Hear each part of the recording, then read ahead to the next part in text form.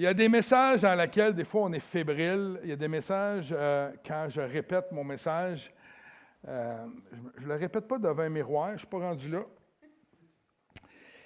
Je me souviens au collège biblique, on avait des étudiants qui répétaient leur message devant le miroir pour voir, parce qu'on avait des cours d'homilétique, puis on était stressés avant d'aller en cours d'homilétique. Je vous le dis, là, c'est stressant d'avoir 3 professeurs, 3 prédicateurs aguerris, et tu es là devant eux, tu leur amènes la parole de Dieu.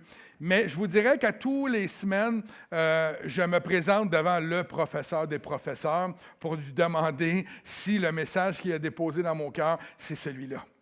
Et cette semaine, j'étais vraiment touché par ce message-là. Et j'espère vraiment ce matin que vous allez saisir toutes les vérités qui vont en sortir ce matin. Est-ce qu'il y en a des fois qui avaient eu le sentiment, ou vous avez le sentiment d'avoir perdu le feu? Hein? Le feu de Dieu dans votre vie, ou d'avoir le sentiment d'être refroidi dans votre vie spirituelle, dans vos temps de prière, dans votre lecture quotidienne, avoir le sentiment d'être moins passionné des choses de Dieu, je vous dirais même être moins passionné du royaume, de l'Église. Il y a des moments comme ça. Tu sais, cette flamme-là qui brûlait en vous, là, aujourd'hui, elle est comme, on ne sait pas trop. Tu sais. Puis là, je ne m'adresse pas nécessairement comme si vous le vivez aujourd'hui, mais ça se peut qu'on l'ait vécu et il faut toujours faire attention de ne pas le revivre. Amen. Est-ce que vous êtes dans un moment de votre vie où vous vous dites, comment pourrais-je retrouver la joie de mon salut? Retrouver mon premier amour, cette passion-là, qui m'animait jadis. Vous vous souvenez du jour numéro 1 de votre vie chrétienne? On ne peut pas oublier ça. On ne peut pas oublier le jour 1 lorsqu'on vient à Jésus-Christ. Cette fébrilité qui s'empare de nous, cette espèce de vibration extraordinaire, ce sentiment de nouveau départ dans la vie, en tout cas pour ma part à moi, ça a été ce sentiment-là de nouveauté, quand la parole de Dieu, je l'ai découvert après, dit qu'il fait de nous une nouvelle créature. C'était cette nouveauté de vie-là qui prend place en nous. C'est incroyable. Cette joie d'avoir été pardonné. Ce qui, d'un point de vue humain, est incompréhensible. Les pharisiens disaient, « T'es qui, Jésus, pour pardonner le péché des gens? Qui es-tu? » Ce sentiment d'avoir été pardonné et le sentiment d'être un héritier, co-héritier de Jésus-Christ du royaume de Dieu. C'est incroyable. Moi, ça fait de moi un fou zélé de Jésus quand je suis venu à lui. J'étais tellement en feu. Souvenez-vous toute cette passion-là qui vous animait. Ma femme qui allait dans le parc prêcher l'Évangile à ses amis. Elle n'avait jamais prêché de sa vie. Elle partait avec sa petite Bible brune. Je ne sais pas si vous vous en souvenez, aujourd'hui, ils sont bleus. Mais il était brune un certain temps. Puis elle partait dans le parc, puis elle s'assoyait avec les amis, puis elle leur partageait ça. Puis le monde faisait comme... Hi. C'est drôle, hier, j'étais au salon funéraire à Saint-Jérôme pour le décès de mon cousin qui est décédé il y a quelques mois, mais on a pu faire ça juste cette semaine. Et j'ai rencontré une personne que je n'avais pas vue, un cousin éloigné, je ne l'avais pas vu depuis des années. Puis en parlant avec lui, on se remémorait des souvenirs. Puis on a parlé de ton père, Dominique, de Jacques, qui a connu beaucoup, parce que son père Jacques travaillait dans une brasserie qui s'appelait Le Cordon. Bien, c'était pas très original, mais c'était ça. Le Cordon. Et c'était un gars de party, Jacques, là. Un vrai gars de party. Puis Daniel, mon cousin, me disait, ce gars-là, du jour au lendemain, tout arrêté. Du jour au lendemain, sa vie a complètement été transformée. Puis là, il me dit, il est rentré dans une espèce de religion, je ne sais pas trop. Puis là, moi, Daniel, mon cousin, moi, je ne l'ai pas vu depuis 35 ans à peu près, et il ne sait pas que je suis pasteur aujourd'hui. Et là, il est devant moi, puis il me raconte ça, c'est incroyable. Puis là, il n'était pas négatif, il n'a pas comme rentré dans... Mais c'est incroyable de voir la transformation qui est arrivée dans Jacques. Là. On ne sait pas trop qu'est-ce qui s'est passé. Puis il me dit, il y a une espèce de... J'ai dit, il est devenu chrétien. Ah, il dit, c'est ça, il est devenu chrétien. Puis là, il est là devant moi, puis il continue. Puis j'ai dit, là, puis là, il me parle de Jacques, puis là, j'ai dit, moi aussi, je suis devenu chrétien. Ah, il dit, il t'a converti. C'est pas lui, mais c'est un peu de tout ça, là, son témoignage versus, j'ai dit, moi, c'est ma belle-mère qui m'a invité. Puis, messieurs, qu'est-ce qu'on peut... On ne peut pas dire non à nos belles-mères. Et à tous les jeunes hommes, si vous avez une belle-mère, apprenez très bien ce que je vous dis ce matin. On ne dit jamais non à sa belle-mère. C'est une question de vie. Hein? Pas dans le sens qu'elle va vous tuer, mais votre femme va vous tuer si vous n'en occupez pas. Et il y en a-t-il qui disent Amen? Et c'était drôle de voir. Et là, quand il me parlait de ça, moi, je sais ce que je vais prêcher ce matin. Puis je me disais, Seigneur, c'est ça.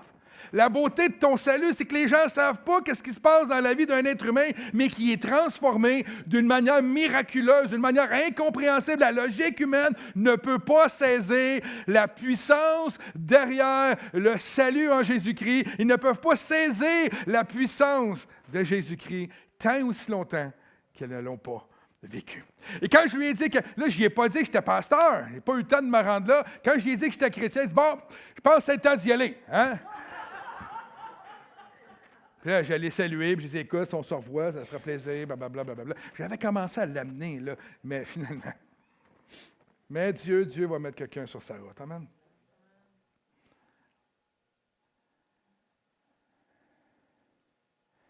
Comment puis-je aujourd'hui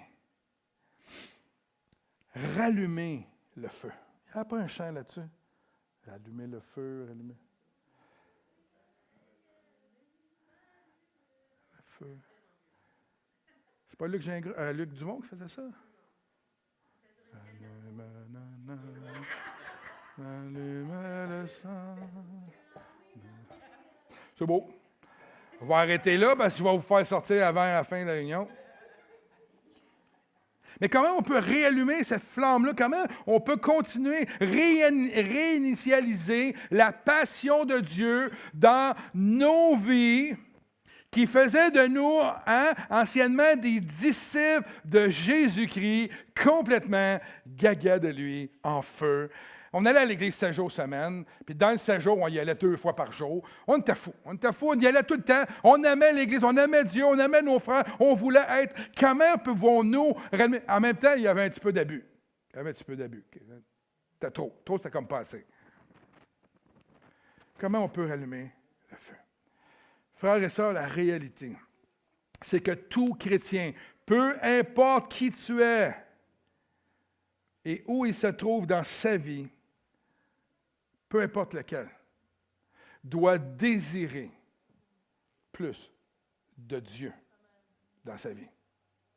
Que ça fasse 2 ans, 10 ans, 20 ans, 30 ans, 40 ans, 50 ans, 60 ans que tu es chrétien. Tu dois vouloir plus de Dieu dans ta vie. Et un truc, les amis, qu'on doit... moi, c'est mon truc à moi, là, je vais vous le donner, gratuit. Chaque jour de ma vie se doit d'être un jour nouveau. Ça, c'est ma méthode à moi.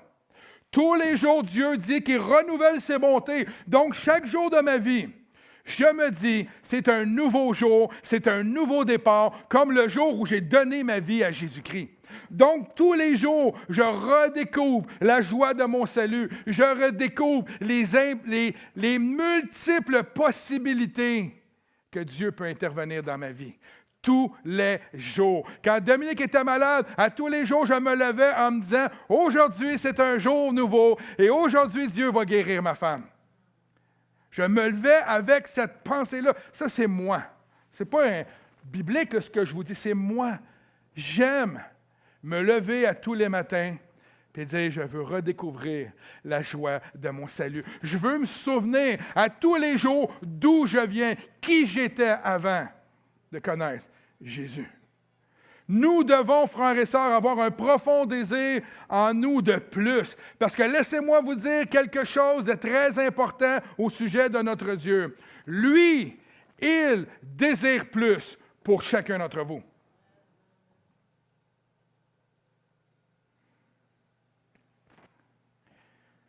Il désire tellement pour nous qu'il a donné ce qui était le plus précieux dans ce monde, son Fils, Jésus-Christ. On parle de consécration ce matin. Je ne suis pas sûr qu'on donnerait un Fils concrètement pour ça, pour tous les gens dans ce monde qui ne sont pas faits. Il l'a fait. Tellement passionné de nous, il nous aimait tellement qu'il a décidé de donner son Fils. Amen. Mais plus encore, il nous donne la vie éternelle, il nous donne la liberté de vivre dans ce monde libre. On n'est plus pécheurs, on n'est plus des prisonniers. On n'a plus le sceau de prisonnier. On marche avec liberté. On marche avec liberté de vivre pour lui, en lui, avec lui, à tous les jours. Et des fois, c'est facile d'oublier cela à cause du train-train quotidien de nos vies. Ce message ce matin s'adresse à tous les croyants. Tous, un jour, ou peut-être même en ce moment, nous avons laissé baisser le feu de Dieu dans nos vies. Si nous sommes honnêtes, la passion n'est pas toujours au rendez-vous et le feu de Dieu est parfois presque éteint. Et ça m'est arrivé à quelques reprises dans ma vie. Nous pouvons tous, à un moment donné, être confrontés à cette diminution-là de notre passion et de notre feu pour Dieu. Je veux parler ce matin de comment non seulement réallumer le feu de Dieu dans nos vies, mais de comment le maintenir continuellement allumé sans jamais qu'il s'éteigne. Voici donc quelques vérités qui nous permettent de continuer à marcher avec le feu de Dieu en nous. Ce n'est pas seulement le pasteur, et ce matin, je vous l'ai dit, j'ai été touché particulièrement cette semaine, mais ce n'est pas le pasteur qui vous parle ce matin. C'est le frère dans le Seigneur qui aime ses frères et ses sœurs. Je ne veux pas que ça soit perçu juste comme un enseignement qui vient de la tribune, qui vient d'en haut. Non, c'est un message pour tout le monde. André peut me faire le même message. Nous pouvons tous nous encourager à ne pas laisser la flamme de Dieu s'éteindre dans nos vies. Et c'est un message parce qu'on s'aime les uns les autres. Et je veux vous encourager ce matin à tout mettre en œuvre, à tout faire pour continuer de rallumer cette flamme-là, de la garder allumée pour toujours. Amen. Alors, oubliez ce matin ce qui se passe dans vos vies présentement. Ça, c'est pas facile. Laissez de côté vos soucis. Gardez vos pensées captives en Jésus-Christ ce matin. Abandonnez-vous à lui ce matin et laissez le Saint-Esprit toucher vos vies ce matin. Apocalypse 1. Ça part bien, hein? Regardez bien ça ici. Vas-y, j'ai oublié de mettre un petit carré à côté de la... Apocalypse 1, il dit « Il nous aime ». Ça part bien. Jésus nous aime. Il nous a délivrés de nos péchés par son sacrifice. Il a fait de nous, regardez bien ça, comment c'est hot. Il a fait de nous un peuple de rois. Ce qui veut dire que nous sommes pas, on n'est pas les esclaves, nous ne sommes pas des serviteurs. Nous sommes des serviteurs du Très-Haut. Mais nous sommes un peuple de rois. Dans d'autres traductions, ils vont dire de son royaume. Des prêtres. Et dans d'autres traductions, vous allez le voir un peu plus loin, ils appellent ça des sacrificateurs. Des prêtres au service de Dieu. Pas juste moi. On m'a appelé le curé hier. Hein? Le curé, oui, t'es curé. Oui, c'est ça, curé. Au service de Dieu, son Père. À lui donc soit la gloire et le pouvoir, et dans d'autres versions, ça va être la domination ou la puissance pour l'éternité. Amen. Il continue un peu plus loin dans Apocalypse 5, il dit « Tu as fait d'eux un royaume et des sacrificateurs pour Dieu, et ils régneront sur la terre. » C'est nous. Amen. Le titre ce matin du message. Vas-y, Caro. Un peu dans la même veine que vivre par... non. Le gardien de la flamme. Comme ça, je trouve ça beau. Le gardien de la flamme. Tournez avec moi dans le livre de Lévitique ce matin, chapitre 6, versets 5 et 6, qui dit ceci. Le feu devra rester allumé sur l'autel et ne jamais s'éteindre. Le prêtre l'alimentera en bois tous les matins. Il disposera l'holocauste dessus et il brûlera les graisses des sacrifices de communion. Le feu sera perpétuellement allumé sur l'autel et il ne devra jamais s'éteindre. Wouh! C'est intéressant ici. Moïse donne instruction de la part de Dieu aux prêtres, aux nouveaux, parce que c'est la nouveauté, de continuellement garder le feu allumé. Et on va voir un petit peu tantôt où je m'en vais avec ça, comme si les prêtres doivent être toujours prêts à ces sacrifices-là, puis c'est des sacrifices, on va le voir, de communion, etc., etc. Donc, de toujours être prêt pour n'importe quelle offrande qui doit être faite. C'est le début de la tente d'assignation, le début de comment faire les choses. Et nous voyons ici prendre place la restauration, si on veut, là, si nous voulons, de la relation entre le peuple de Dieu, entre l'humanité et Dieu. On voit un peu renaître ça à travers la tente d'assignation. Là, en tout cas, on ne fera pas toute une étude là-dessus, mais on peut le voir. Donc, depuis le jour 1 jusqu'à aujourd'hui, le désir de Dieu, c'est quoi? D'avoir une relation avec sa création. Right? Jusqu'à nous aujourd'hui. Donc, l'encouragement du jour, la vérité, c'est que de garder le feu allumé continuellement, c'est un défi, mais c'est ce que Dieu nous demande de faire. Je vais vous montrer une illustration intéressante. J'ai lu il y a quelques années, reste là, Caro, j'ai lu il y a quelques années au sujet d'universités chrétiennes aux États-Unis. Hein, ils sont bénis, hein? Ils ont des universités chrétiennes. Une université qui se nomme au nom d'un monsieur qui s'appelle Oral Roberts University. C'est à Oklahoma. Et lors de la construction de cette université, les responsables voulaient mettre sur le campus plein de symboles, de textes bibliques pour permettre aux étudiants de toujours garder en mémoire la toute-puissance de Dieu, de garder en mémoire l'intervention de Dieu au milieu de leur vie. Amen.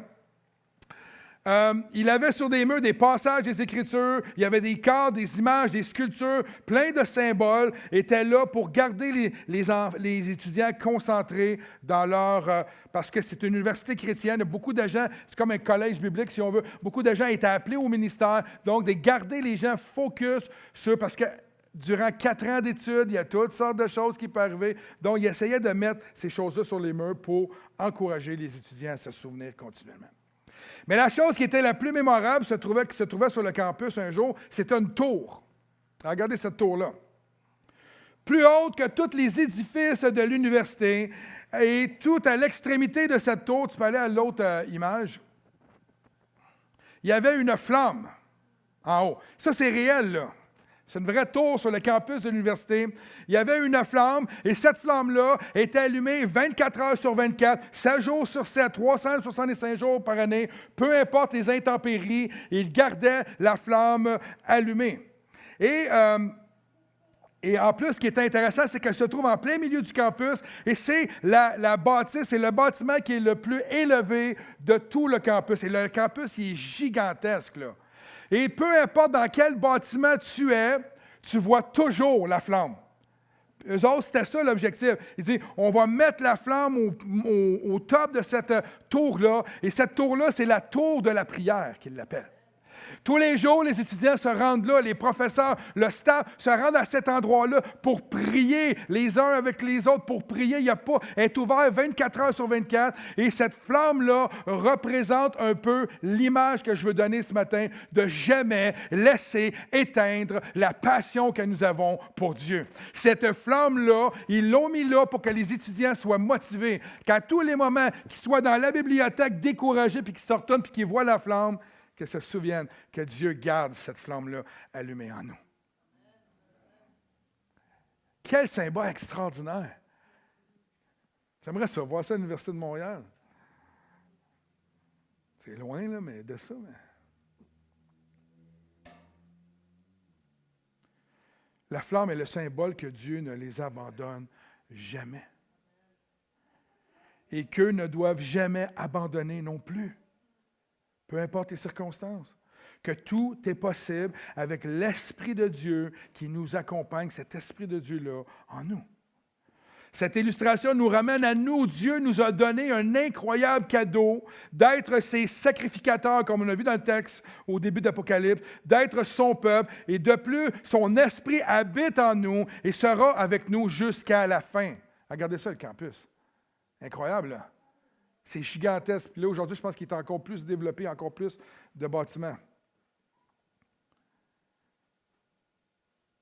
Ce feu-là intérieur nous permet, frères et sœurs, d'être capables de vivre selon sa vérité, selon les principes de son royaume. Ce feu qui nous permet de marcher dans ce monde sans abandonner. Ce feu de Dieu qui nous garde passionnés des âmes perdues, des malades, de ceux qui ont besoin d'être délivrés de toutes sortes de captivités. Le feu de Dieu qui brûle en nous, nous garde allumés, nous, aux choses de Dieu.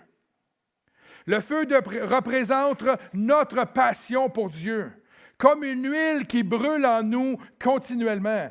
Hein? Comme la parabole, l'histoire qui dit de mettre de l'huile dans sa lampe. Mettez de l'huile dans votre lampe. C'est le feu de sa sainteté. Cette force divine qui nous permet d'accomplir la volonté de Dieu et d'être en mesure de vivre pour lui et pour lui rendre gloire à tous les jours. Comme le feu consume un peu les impuretés, laissons le feu de Dieu nous consumer. Consumer notre chair faible, si on veut, parce qu'on est tellement faible. Hein? On dirait que plus que j'avance dans ma vie chrétienne, 30 quelques années maintenant, je réalise que je suis tellement faible en Dieu. Sans Dieu, c'est impossible. J'ai besoin. Ma chair est faible, mais tout m'amène à la faiblesse, alors que Dieu désire nous garder en feu pour lui. Nous devons être, frères et sœurs, les gardiens de ce feu. Nous devons en aucun temps laisser cette flamme s'éteindre en nous, que ce soit par les voies de la critique, que ce soit par les voies du jugement. Puis ça peut venir de l'intérieur comme de l'extérieur, là. Des persécutions, de la maladie. Jamais nous devons laisser les circonstances dicter notre conduite. Nous devons nous préserver du monde, frères et sœurs. Je lisais cette semaine, je ne me souviens pas, je pense que c'est sur Facebook, un pasteur qui avait marqué, je pense que c'est Christian Paulus, qui avait marqué que l'Église n'est pas appelée à plaire au monde. Nous ne sommes pas appelés à plaire au monde. Nous sommes appelés à être l'Église de Jésus-Christ. Et j'étais tellement d'accord avec lui. Est-ce qu'on n'est pas appelé à essayer de faire les choses pour que le monde se sente bien?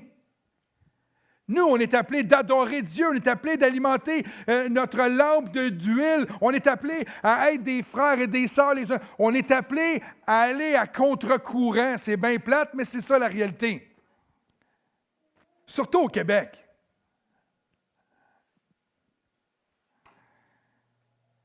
On doit se préserver du monde, du péché et de rechercher la pensée ou les pensées de Dieu. Nous garder purs pour lui. Oui, c'est Dieu qui nous purifie, on le sait ça. Mais on doit se garder pour lui. On doit chercher la sainteté, on doit chercher de plaire à Dieu de toutes nos forces. Si nous voulons que le feu puisse continuellement brûler en nous, nous devons tout faire pour le garder allumé. Lévitique 6, 5, 6 dit ceci, un peu plus loin. Le feu, excusez-moi, j'ai un autre texte de Lévitique, mais c'est le même texte. Le feu devra rester allumé sur l'autel. Regardez comment c'est intéressant. Ne jamais s'éteindre. Le prêtre l'alimentera en bois tous les matins, il disposera l'holocauste dessus et il brûlera les graisses des sacrifices de communion. Le feu sera perpétuellement allumé sur l'autel, il ne devra jamais s'éteindre. Il y a 3 choses ici. Il y a un commandement pour nous. Le feu devra et ne jamais. Tu sais, c'est comme, il devra s'éteindre. Il nous donne un commandement. Il ne devra jamais s'éteindre. Le feu sera perpétuellement allumé. Donc, ce n'est pas comme si ça tente. On doit garder cela vu comme un commandement. Et l'emphase du texte ou le pourquoi, c'est qu'il ne devra jamais s'éteindre. Dieu nous donne ses commandements afin qu'on reste proche de lui, qu'on reste allumé pour lui. Les 10 commandements ou tous les autres commandements dans la parole de Dieu, tous les enseignements sont là pour nous préserver de nous éteindre. Parce qu'on vit encore dans ce monde.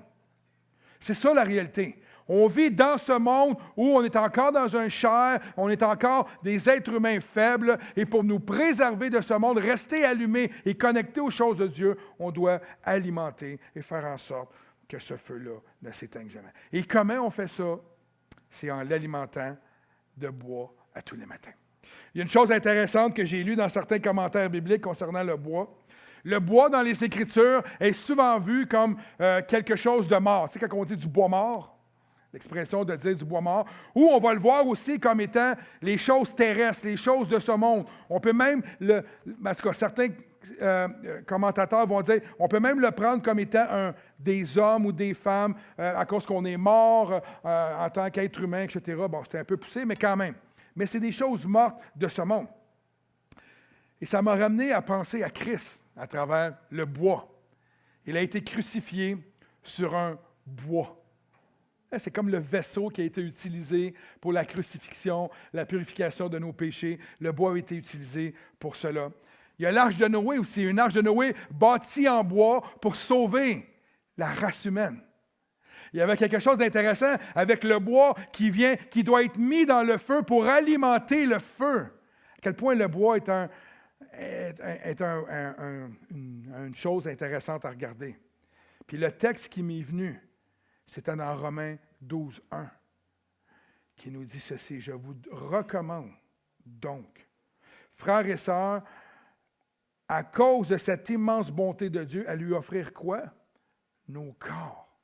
Nos corps comme un sacrifice vivant, saint et qui plaise à Dieu. Ce sera là de votre part un culte raisonnable. » Notre sacrifice peut passer par la prière, peut passer par le jeûne et la prière, peut passer par se garder peu, ne pas faire comme le monde. Voilà le genre de sacrifice que Dieu cherche de nous. On n'est plus appelé à faire des sacrifices animaux. On est appelé, nous, à s'offrir en sacrifice.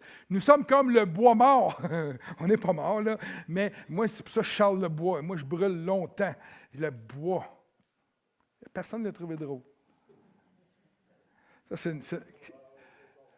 Non, c'est parce que là, ma fille me regarderait et elle me dirait « joke de mon oncle ».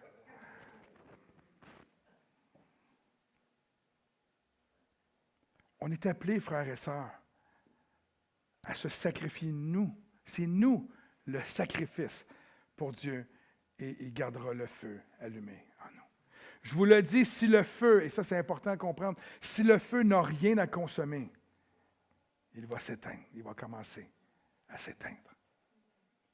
Si dans ta vie, tu restes assis, passif, à rien faire, et tu n'alimentes pas ta vie de ce petit bois-là par la prière, par le sacrifice, par le service, si tu ne fais rien, le feu va commencer tranquillement à s'éteindre. Alors, si le feu du Saint-Esprit diminue dans ta vie présentement, ma question pour toi, c'est que fais-tu pour le garder allumé? Que fais-tu? Et je vais faire un Moïse de moi ce matin. Pas la prétention d'être Moïse, là, mais je veux vous encourager. On met en place dans l'Église de la prière, des jeûnes et de la prière, de la lecture biblique, de la vie de disciples avec les Détroits. On rend disponible de la formation les mercredis avec des études bibliques, des partages. On vous encourage à servir dans l'Église et même servir Dieu de toutes sortes de manières.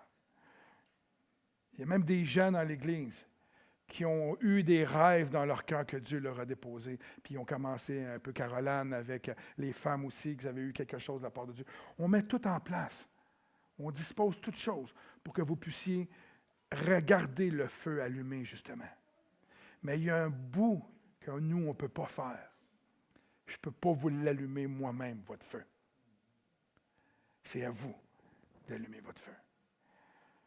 J'ai une citation que je me suis écrite, inspirée de mon frère Philippe Joret. « Mon cœur à moi comme pasteur n'est pas d'utiliser la vie des gens de l'Église pour faire réussir la mission de l'Église, mais d'utiliser la mission de l'Église pour faire réussir la vie des gens. » Ce n'est pas à vous à faire réussir la mission de l'Église, ça c'est Dieu qui s'en occupe. Mais nous, en tant qu'Église, on est là pour que vous puissiez réussir votre vie chrétienne. Que vous puissiez l'alimenter par toutes sortes de choses. Vous savez que la communion, simplement la communion fraternelle qui ne demande pas un si grand effort que ça, alimente notre foi. Tous les semaines, quand on se rencontre en Zoom et qu'on entend des témoignages d'un puis de l'autre, c'est tellement merveilleux. Ça alimente notre foi. Ça met de l'huile dans mon feu. Moi, j'aime ça quand je fais un feu, là, tu mets un peu d'huile, là, puis wouh! C'est ça que ça fait. Lorsque nous avons une vie de sacrifice, nous sommes en train d'alimenter le feu de Dieu en nous. Nous ne sommes pas appelés à vivre comme le monde. Paul dit dans Romains, il n'est pas sur l'écran, je vous le dis ici, Romains 1 au verset 2, il dit, « Ne prenez pas comme modèle le monde actuel. » C'est le monde qui doit prendre modèle sur nous. Longtemps, ça a été ça que le monde faisait. Prenait modèle sur les choses de Dieu. Mais soyez transformés par le renouvellement de votre intelligence, et cela se passe par la lecture de la parole de Dieu, se passe lorsqu'on est en relation les uns avec les autres, se passe dans la prière, dans la communion avec votre Dieu. C'est là que Dieu peut renouveler. Si on passe plus de temps avec les choses de ce monde, comment voulons-nous que notre renouvellement se fasse? Quand je vis avec mes frères et mes sœurs, vous savez qu'on s'auto-corrige mutuellement? Des fois, ça n'a pas besoin d'être une exhortation de Pasteur Bernard envers moi. Sa vie devient une exhortation dans ma vie. Si je fais quelque chose de pas correct dans ma vie, puis je me compare à mon frère, je fais comme lui, il ne fait jamais ça. Tu viens comme, tu t'auto-exhortes. Notre communion fraternelle a bien plus de signification qu'on peut l'imaginer.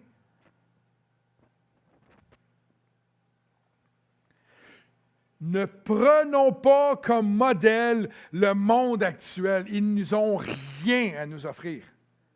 Rien. Ah, ils ont du beau décor. C'est bien décoré, là. Walt Disney, c'est beau. Je suis allé à Walt Disney, c'est beau. C'est vraiment beau. C'est propre, c'est beau, c'est extraordinaire. Ça n'a pas de vie, bon. Ici, c'est propre, c'est beau, c'est extraordinaire. Mais il y a de la vie. La vraie vie.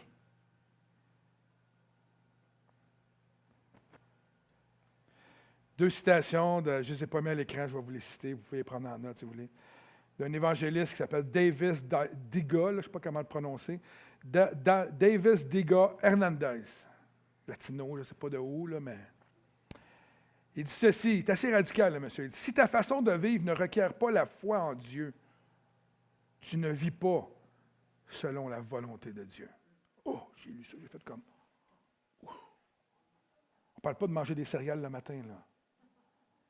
Je vais la répéter. Si ta façon de vivre ne requiert pas la foi en Dieu, tu ne vis pas selon la volonté de Dieu.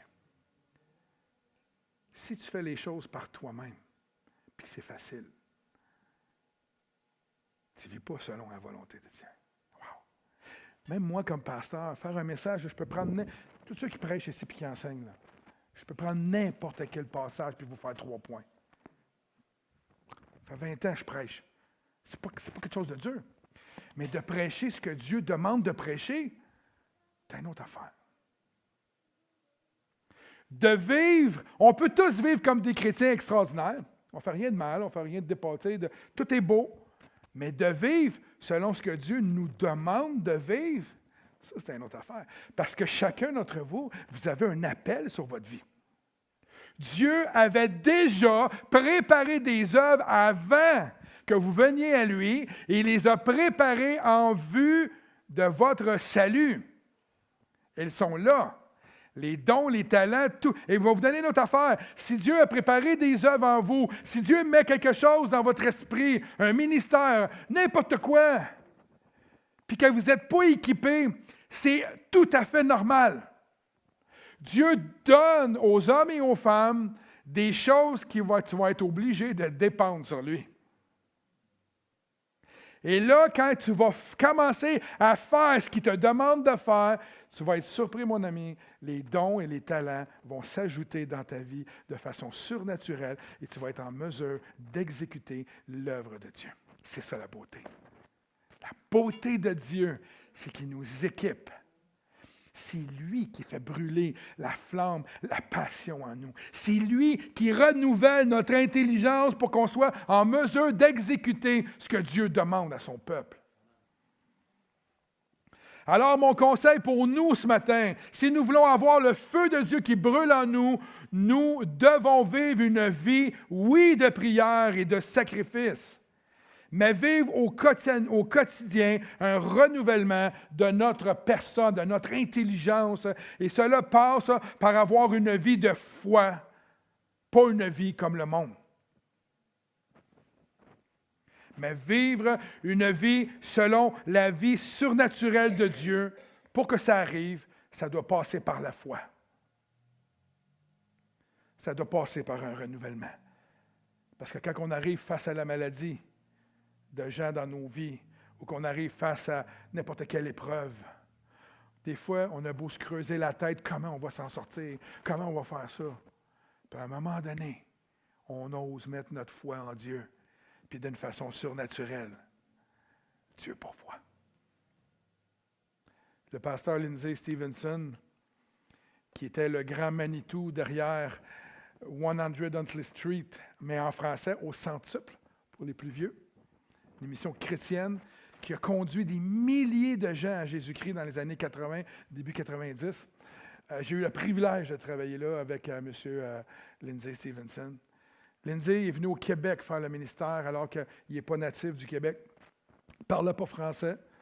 Il est arrivé au Québec parce que le Seigneur lui a dit « Tu t'en vas au Québec ». Non seulement il s'est emmené au Québec, mais il a fait une émission en français pour les Québécois. Hein? C'est quand même paradoxal, hein? Il est arrivé ici avec rien.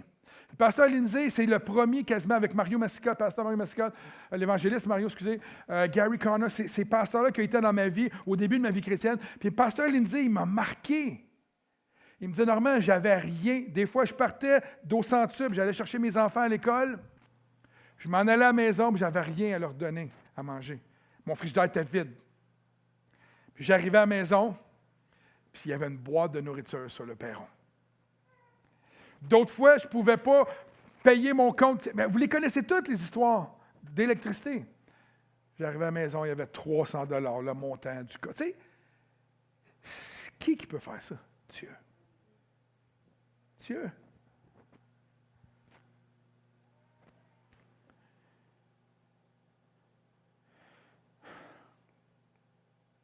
Ne nous laissons pas devenir passifs. Mon expression avec mes filles, c'est « ne soyons pas un pouf ». Et laissez le feu, je dis bien, laissez le feu de Dieu, excusez-moi, ne laissez jamais le feu de Dieu diminuer. Combien il y en a ici qui ont des poêles à bois ou des... Hein? Quand il fait moins 40, qu'est-ce que vous faites? Vous ne le lâchez pas. Si vous ne voulez pas geler, vous vous levez la nuit en plus, hein? C'est pas madame qui se lève, hein? Non. Non, mais ce n'est pas une critique envers les madames, là. On est vos héros, vous le savez. Messieurs, c'est tout à votre honneur.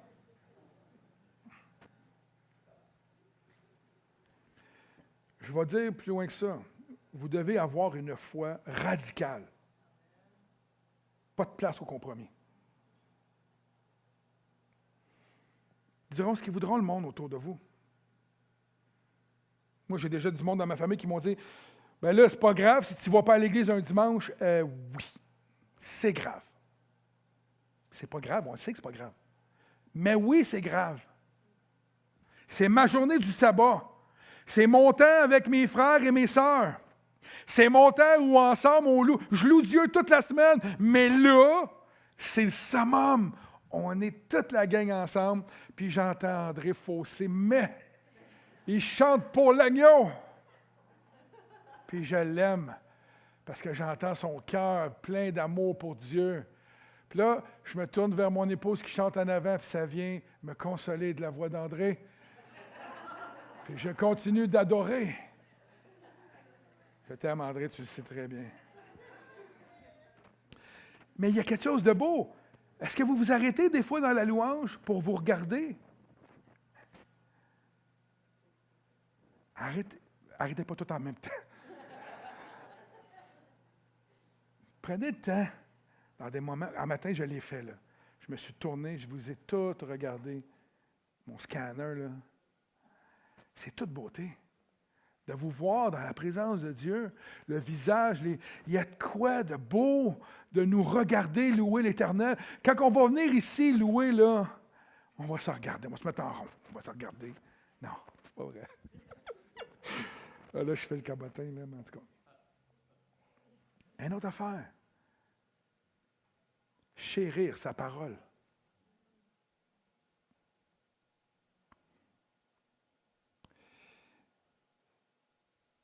Si vous ne mangeriez pas à tous les jours, je peux-tu vous dire que vous chercheriez à trouver de la bouffe pour manger? Il y a du monde qui ont de la misère à se nourrir puis ils vont dans les poubelles pour manger à tous les jours. En tant que croyants, sommes-nous prêts à tout faire pour manger tous les jours?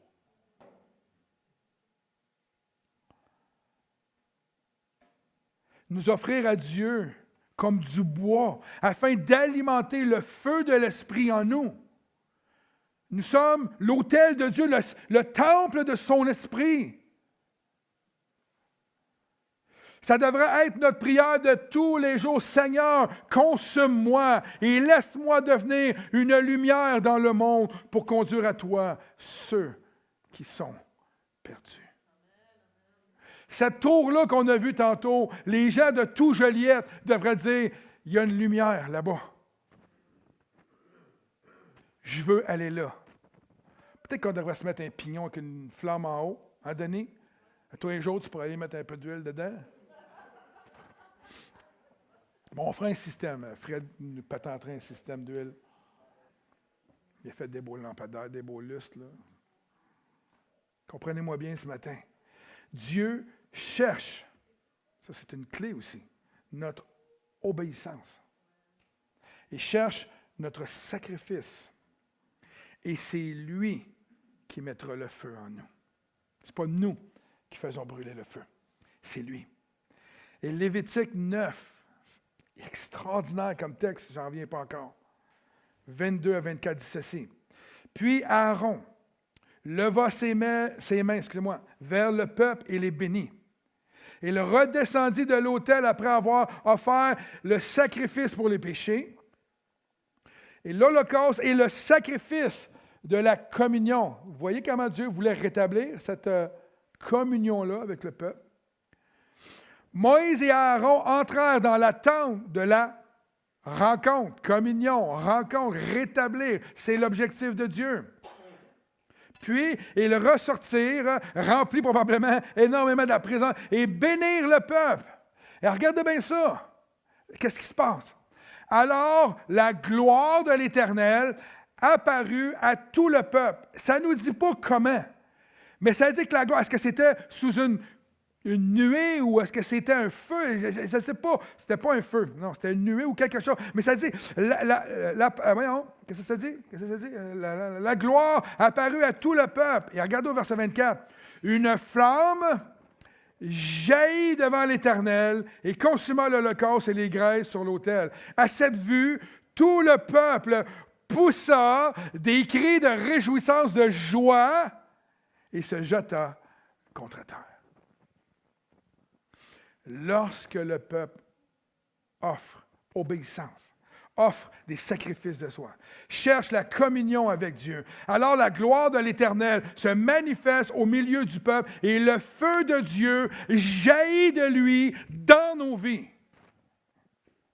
Ce n'est pas nous on a beau l'alimenter, le feu, mais ce n'est pas nous qui créons le feu, c'est l'Éternel Dieu. Lorsqu'on offre des sacrifices de communion, lorsqu'on offre des sacrifices de toutes sortes de notre part, Dieu fait jaillir de lui à nous le feu de Dieu qui nous redonne la joie, qui nous redonne la crainte de l'Éternel. C'est perdu aujourd'hui. La crainte de l'Éternel, c'est quoi, Seigneur? C'est quoi, dans l'Église, la crainte de l'Éternel? C'est pas que Dieu va te battre puis tu dois avoir peur, non. La crainte de l'Éternel, on pourrait amener ça dans l'obéissance à l'Éternel. De reconnaître que tout vient de lui, que tout ce qu'il nous dit, c'est vie pour nos vies. Et c'est ça qui alimente le feu en nous.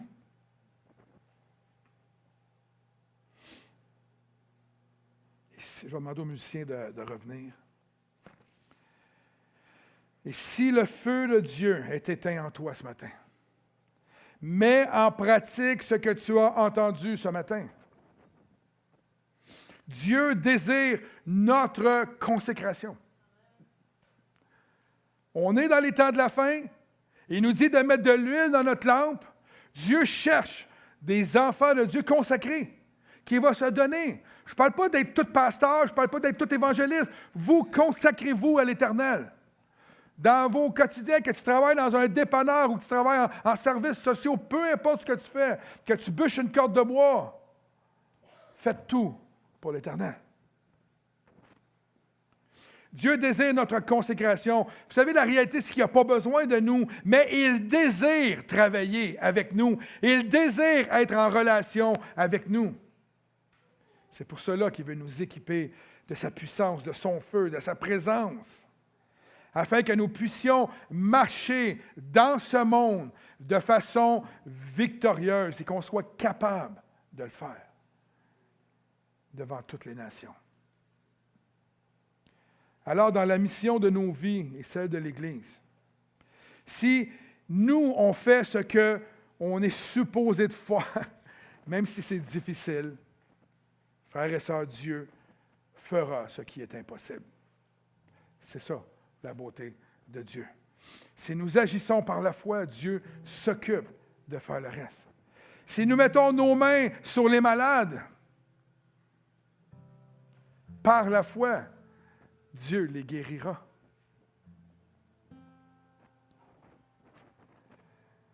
Dieu fera le miracle. Si nous, on fait ce qui est possible, il fera ce qui est impossible. Si nous obéissons par la foi à Dieu, il va agir au milieu de nous. Si nous louons et adorons Dieu, sa présence va se manifester au milieu de son peuple. Et si nous croyons, il fera les miracles. Si nous proclamons la parole de Dieu, il sauvera des gens. Si on agit avec foi, il agira avec puissance. Si tu donnes ta vie comme un sacrifice vivant, il pourvoira au feu dans ta vie. Si tu es fatigué ce matin de faire les choses à ta manière, je peux juste te dire ce matin qu'il va te donner du repos quand tu vas décider de le servir lui. Quand on fait les choses à notre manière, on s'épuise. Quand on fait les choses à sa manière, même si on est beaucoup occupé, Dieu renouvelle nos forces. Si les choses que tu fais ne fonctionnent pas, si ta vie est vide de sens et sans puissance de Dieu, si la joie de ton salut n'est pas très présente, ta passion est plus là, que tu ne désires même pas aller à l'église, être avec tes frères et tes sœurs, pas parce que tu les aimes pas, mais pas plus que ça. Alors ce matin, je vais t'encourager à mettre du feu, pas du feu, mais du bois dans ton feu. Alimente-le et laisse Dieu faire le reste. Fais-lui confiance ce matin. Oui, mais pasteur, tu n'es pas dans mes souliers. Non. Mais on a tous nos souliers à porter. On a tous des choses différentes. Mais il y a une chose qu'on a tous en commun, c'est que nous devons alimenter notre vie chrétienne. C'est à nous à le faire. Et il n'y a personne, ce n'est pas un pasteur qui va vous garder en feu pour Dieu. Ce n'est pas un frère dans la foi qui va vous garder en feu pour le Seigneur. C'est vous. Comment vous réagissez avec Dieu. Là où elle est. En fait, c'est là où sont vos priorités dans votre vie. Levez-vous ce matin.